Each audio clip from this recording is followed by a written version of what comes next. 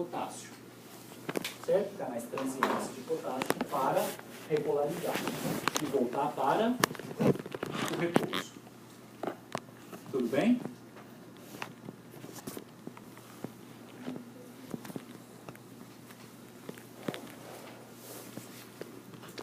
Certo? Nós temos uma corrente especializada nesse trânsito de íons sódio e potássio, chamados, que vocês vão ver no livro, corrente IF. Tá? I de corrente, certo?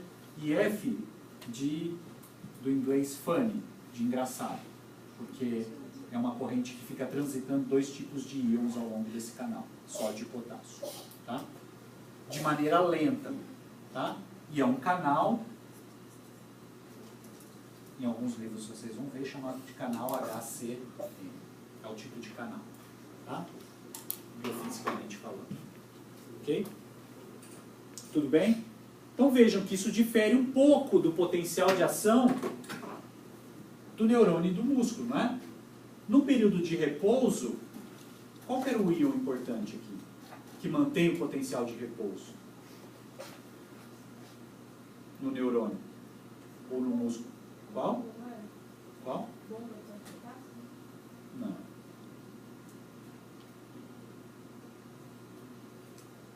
Hidrogênio? Hidrogênio? Caiu na prova. Não era canal de potássio?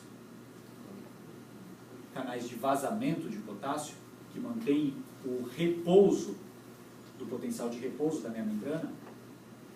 Não era? Canal de potássio? Não é? Ou não? Era. Termina logo a aula. Não era, né? Termina logo a aula. Não? Quando essa célula, neurônio, meu músculo, recebia um estímulo, ela despolarizava. Qual que era o canal importante na despolarização? Sódio. Por que você sabe que é sódio aqui e sabe que é potássio aqui?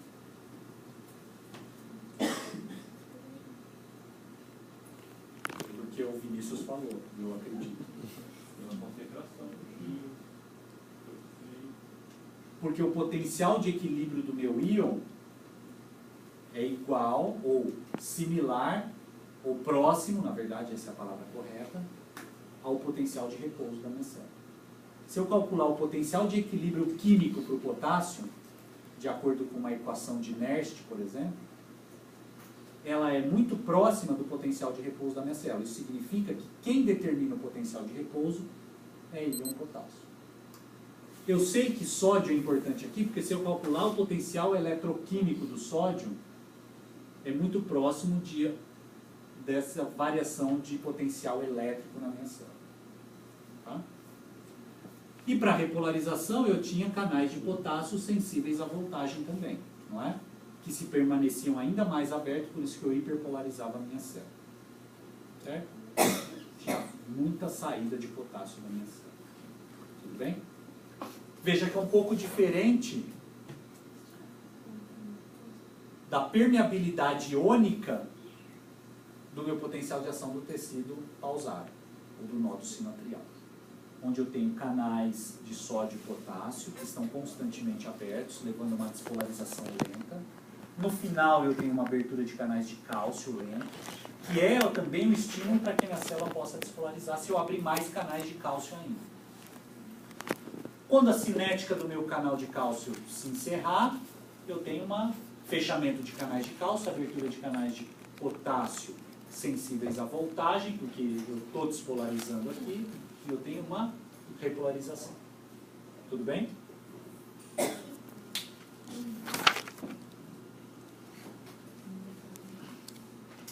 Então vejam, essa figura está mostrando potencial de ação no meu tecido do nódulo sinoatrial, período de despolarização lenta, despolarização, repolarização. E vejam a cinética de íons. Então, no período de despolarização lenta, eu tenho correntes IF, certo? Correntes de sódio e potássio. chamados IF, que é um canal HCM. Tá? Uma corrente despolarizante. Para baixo é uma corrente despolarizante, uma corrente de entrada. Tá? Na fase final, eu começo a abrir canal de cálcio. Que eu tenho uma abertura massiva de canais de cálcio que me leva à despolarização. E aí eu tenho a abertura de canais de potássio, retificadores, que vai promover a repolarização. Então, uma corrente hiperpolarizante e não mais despolarizante. Por isso eu tenho a repolarização. Tudo bem?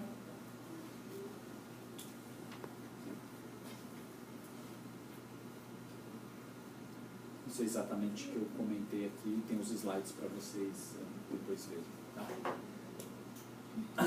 Então vejam, eu tenho aqui as células aqui em roxo do nodo sinoatrial, tá?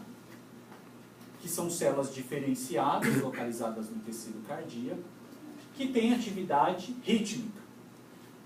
Período de despolarização lenta, despolarização, repolarização, período de despolarização lenta, despolarização e repolarização.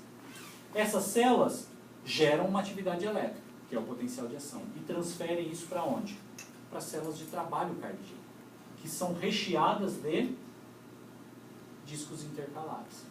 Então, quando o potencial atinge essas células, rapidamente atinge essas e assim subsequente. Esse potencial de ação gerado é o estímulo para que essa célula saia do repouso e gere um potencial de ação. Certo? E essa célula vai gerar uma resposta mecânica, uma resposta contrátil. Quando esse potencial gerado é transmitido para essa célula sai do seu limiar de repouso, despolariza e gera uma resposta contrátil, que é a contração do músculo cardíaco. Tá? E esses discos intercalares auxiliam na resposta de contração como um todo do músculo cardíaco. Ou o músculo contrai, ou ele não contrai. Tá? Que a gente vai ver com mais detalhes essas contrações na aula de quarta-feira. Tá bom?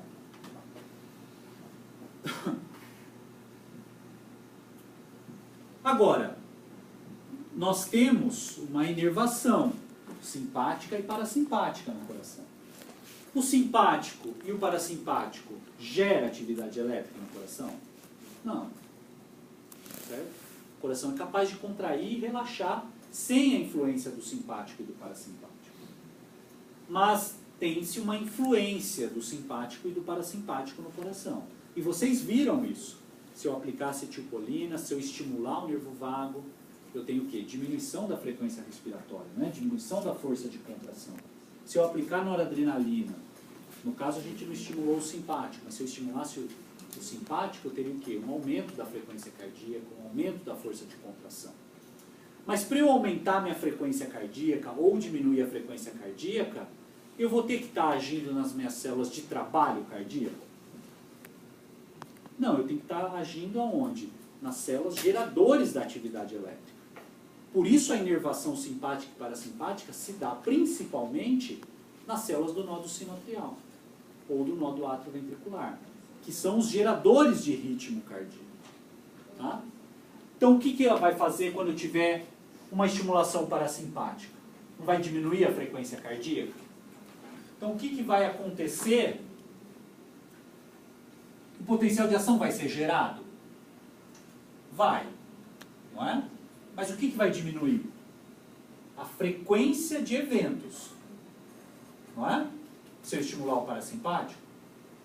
Se vai diminuir a frequência de eventos, essa amplitude do potencial vai diminuir?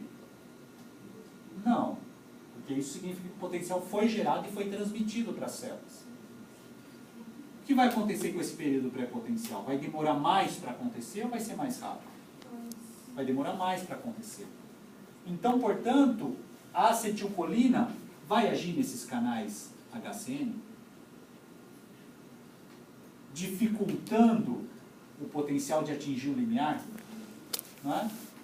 Consequentemente, vai dificultar a abertura de canais de cálcio, porque leva mais tempo para ocorrer. Consequentemente, a frequência vai ocorrer mais lentamente. E se eu estimular o simpático, o que acontece com a frequência cardíaca? Não aumenta? Vocês não viram aumentar a frequência cardíaca quando aplica noradrenalina? Mas o potencial é gerado. Então a amplitude vai mudar? Não. Mais rapidamente vai se atingir o limiar, o simpático, porque daí tem que aumentar a frequência. Então, portanto, a noradrenalina vai agir também nesses canais, facilitando a célula atingir o limiar. Tá? Abrindo mais canais HCM. Consequentemente, mais sódio, mais potássio vão estar transitando, mais rapidamente vai se atingir o limiar. Então, quando eu tenho uma ativação parasimpática, o que acontece é que o meu período pré-potencial é muito mais lento. Mas eu gero o potencial de ação. Certo? Mas o período pré-potencial é mais lento. Portanto, a acetilcolina vai agir nesse período pré-potencial, dificultando a minha célula atingir o limiar para gerar o potencial de ação. Por isso a frequência diminui. Tudo bem? No simpático, o que vai acontecer? Mais rapidamente eu vou atingir o meu limiar.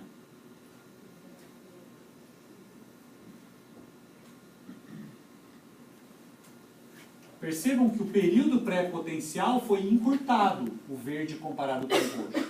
Tem alguém daltônico? Não? O período verde foi encurtado comparado com o roxo. Então significa que a noradrenalina acelerou ou abriu mais canais de sódio e potássio, facilitou correntes IF de transitarem. Consequentemente, atingiu-se o limiar mais rapidamente e gerou um potencial de ação, foi transmitido para as células de trabalho, as células despolarizaram e geraram resposta contrária mais rapidamente. Tá? Então, em verde, é uma estimulação simpática. E em vermelho,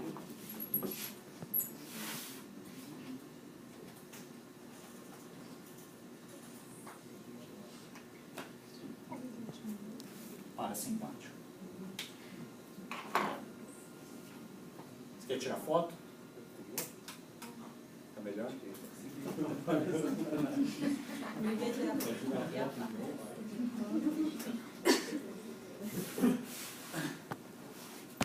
Mas veja, é o que está retratando aqui nesse slide, que eu acabei de desenhar para vocês. Tá?